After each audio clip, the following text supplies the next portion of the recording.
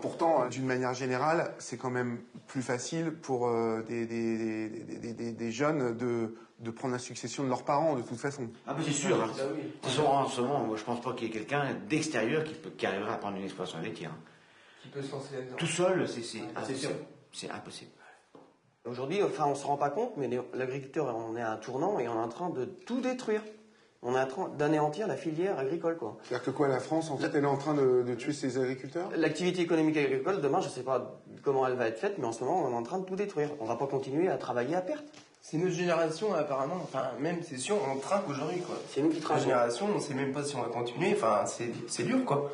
Voilà. J'ai envie de vous demander, mais c'est peut-être une question qui va vous paraître idiote, mais qu'est-ce qui vous motive à vous lever tous les matins à 6 plombes pour aller... La passion. La passion. Exactement, c'est la passion du métier, la passion de l'élevage, des vaches laitières, et puis... Les bêtes, quoi. Voilà, c'est ça. Aujourd'hui, on est révolté, quoi, on y croit. Et on va essayer de se battre jusqu'au bout, quoi. Tu y crois vraiment, Fabien? Si on continue dans le système actuel, on se plante. Ça, c'est sûr, on se plante. Le but du jeu, c'est de produire une camelote le moins cher possible. Et ça y est, on est rendu au bout du système, quoi. On peut pas aller plus bas, on peut pas diminuer nos charges. On essaye, on est ras les casquettes. Par contre, nous, on croit à un projet. On a un projet derrière tout ça qui s'appelle l'Office du lait. Et moi, j'y crois. C'est la seule raison pour laquelle je continue encore aujourd'hui. Malgré les doutes, il faut aller travailler chaque jour. L'idée que l'Office du lait voit enfin le jour entretient l'espoir et les pousse à se lever le matin. Dans le système actuel, l'agriculteur n'a pas son mot à dire. C'est seul l'industriel qui décide du prix. Cet office serait une sorte de grande coopérative européenne réunissant tous les producteurs qui fixerait le prix du litre et qui répartirait les marges équitablement. Dans cette exploitation laitière, les Laurentins entretiennent un cheptel composé de 150 vaches et d'une trentaine de veaux. Ils produisent 730 000 litres de lait par an, soit un chiffre d'affaires de 190 000 euros. Pour ne pas perdre d'argent, il faudrait dégager 60 000 euros supplémentaires. Autant dire qu'ils ne sont pas prêts de se verser un salaire. Et puis dans ce contexte, toute embauche est définitivement inenvisageable. Pour les Laurentins, pas de choix. Tout le monde doit trimer et chacun a une tâche bien précise.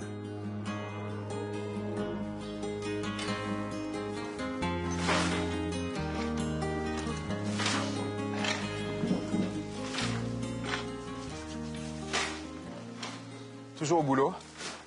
Ça bosse? Ouais.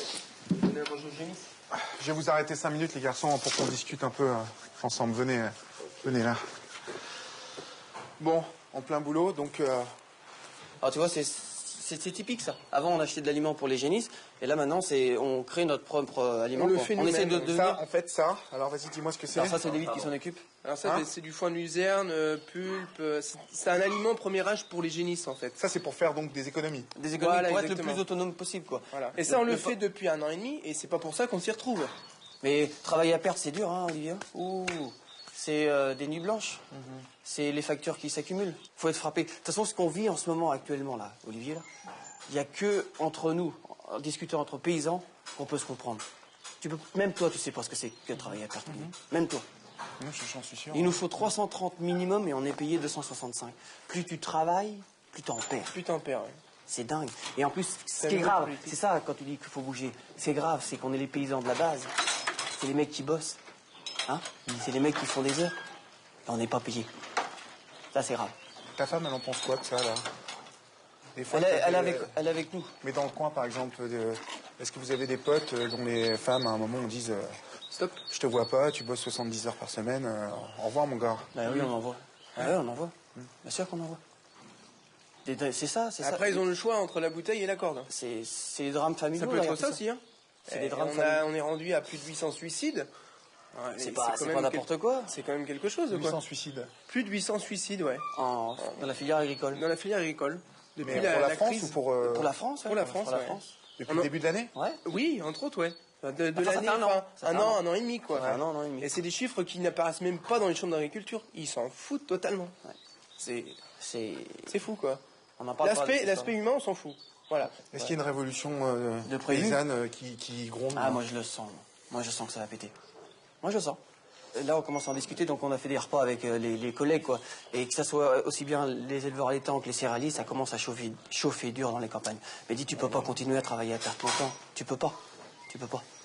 Mais c'est vrai que le jour où ça va péter, ça va péter. Il faut sortir cette agriculture. Être payé par nos produits et arrêtons de toucher des primes aussi. Voilà aussi l'image qu'a le citoyen. Oh, ben, ils sont pas à plaindre, de toute façon ils touchent des primes. Bah oui, voilà. Alors qu'on pourrait très bien vivre et puis vendre le lait par exemple, que par le produit. On n'a pas besoin d'argent public, quoi, par exemple. Nous, on veut pas. Nous, on veut pas que le contribuable il paye. On préfère que ça aille à la rigueur, pourquoi pas dans les hôpitaux. Nous, on veut pas que ce soit toi qui nous paye. Nous, on veut que ce soit notre camelote qui nous paye. Un litre de lait, voilà, c'est tout. Méfiez-vous, les politiques. Méfiez-vous. C'est de votre devoir, c'est de votre ressort, ça, la souveraineté alimentaire. C'est pas politique, moi. La souveraineté. Non, mais je dis, c'est parce que tu me fais ça. La souveraineté alimentaire. Non, mais c'est du ressort des politiques, hein, d'assurer l'autonomie. Le politique doit assurer l'autonomie alimentaire pour sa population. C'est la base de la bouffe. Fabien et David ont encore la chance de pouvoir compter sur leurs parents qui sont à quelques années de la retraite. Même si certains investissements sont déjà amortis, il faut encore moderniser l'exploitation pour être compétitif.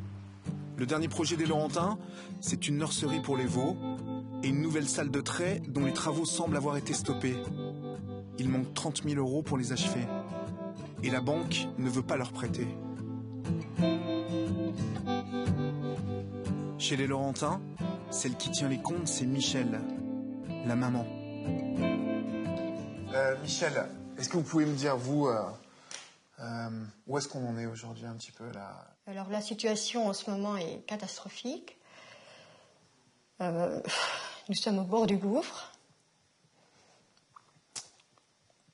Au bord du gouffre? Oui, je dirais même dans un gouffre, parce que c'est très très difficile en ce moment. Depuis la baisse du prix du litre de lait, tous les mois nous perdons 5 000 € et c'est énorme pour nous. Et nous voilà donc avec des factures, voilà, qui s'entassent. On ne peut plus payer tout ça. Ça équivaut à... Alors là, ça représente 41 000 €. Et c'est énorme pour une petite entreprise comme ça. Et en fait, c'est 41 000 € sur 3 mois, 5 mois? C'est sur 6 mois, les 6 derniers mois, voilà, oui. Vous qui avez connu, vous avez 30 ans d'agriculture derrière vous? Oui. Ah, je n'ai jamais connu ça, non, c'est catégorique, là. Je sais par expérience qu'on n'a jamais eu une accumulation de factures comme ça. Non, jamais. Donc comment vous faites tourner la maison, en fait, vous? Avec les produits de la ferme et sur vos petites économies ou... Pour le moment, comme on n'a pas de salaire, donc on puise dans nos réserves. On puise dans nos petites réserves, mais ça ne va pas durer longtemps.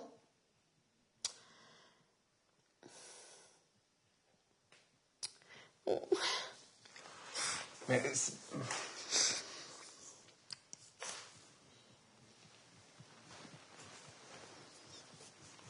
ça va bien finir par remonter. Hein.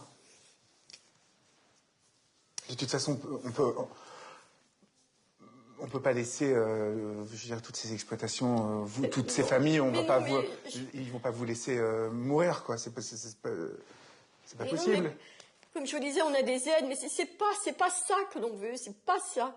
On a honte, on est assisté encore une fois de plus, c'est pas ça que l'on veut. Non, je le dis et le redis une autre fois, c'est un prix du litre de lait convenable pour qu'on puisse vivre de notre métier, voilà.